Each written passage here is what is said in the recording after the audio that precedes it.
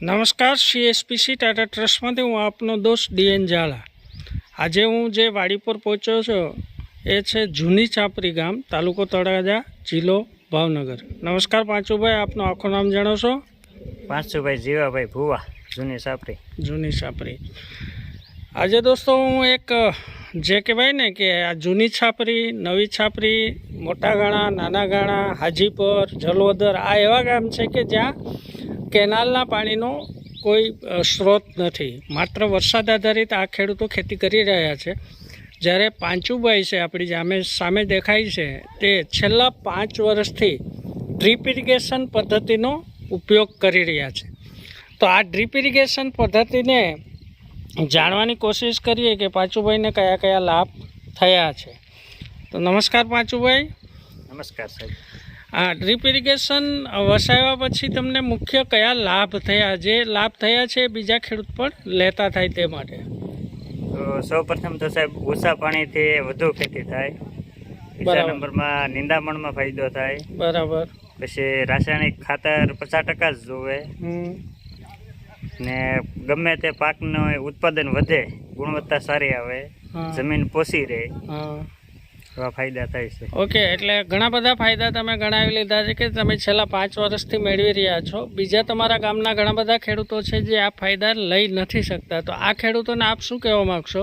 Drip કરવી, ઓછા પાણી, કૂવામાં તળમાં પાણીનો સંગ્રહ થાય ને ઓછા પાણીએ વધુ ઉત્પાદન આવે। એક મેં મુખ્ય આપણા જે આ એરિયાનો પ્રશ્ન છે પાણી છે, કે ઉનાળામાં આપણને પાણી રહેતું નથી। જો ડ્રીપ ઇરિગેશન તમામ લોકો વસાવે તો ઘણું બધું પાણીને આપણે બચત કરી શકીએ અને ઉનાળામાં એનો ઉપયોગ લઈ શકાય। તો અહીંના જે મેં અગાઉ જે 5-6 ગામના નામ બોલ્યો એ દરેક ગામના લોકો જો ડ્રીપ ઇરિગેશન વસાવે તો સરકાર તો 70% જેવી સબસિડી આપે જ છે, પ્લસ CSPC ટાટા ટ્રસ્ટ પણ પ્રોત્સાહન રકમ આપી રહી છે। તો તમામ ખેડૂતો ડ્રીપ તરફ વળે અને ડ્રીપ અપનાવે એ ખૂબ જરૂરી છે। પાંચુભાઈ, તમે કયા કયા પાક છે એ ડ્રીપની અંદર લઉં છો? કપાસ, ડુંગળી, પછી ડુંગળીનું બીજ બનાવવા માટે મગફળી, તલ, મતલબ તમામ પાકની અંદર તમે ડ્રીપનો ઉપયોગ કરો છો ને હવે આપણે લેઝર પદ્ધતિ પણ નવી પદ્ધતિ આવી છે, એ ઉપયોગ કરવા માંગો છો? હા, કરવાની ગણતરી છે। અચ્છા, એ મગફળી અને ડુંગળી માટે ઉત્તમ પિયત પદ્ધતિ ગણી શકાય।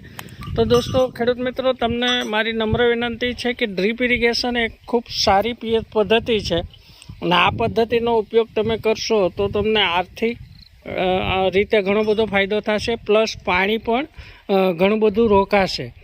તો એ પાણીને રોકવું સાથે આપણને આર્થિક ફાયદો થાય અને ગુણવત્તા જે પાકની છે એ સારી રહે, એ ખૂબ જરૂરી છે।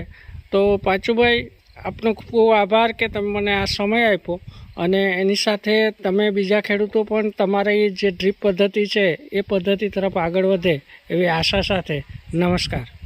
નમસ્કાર।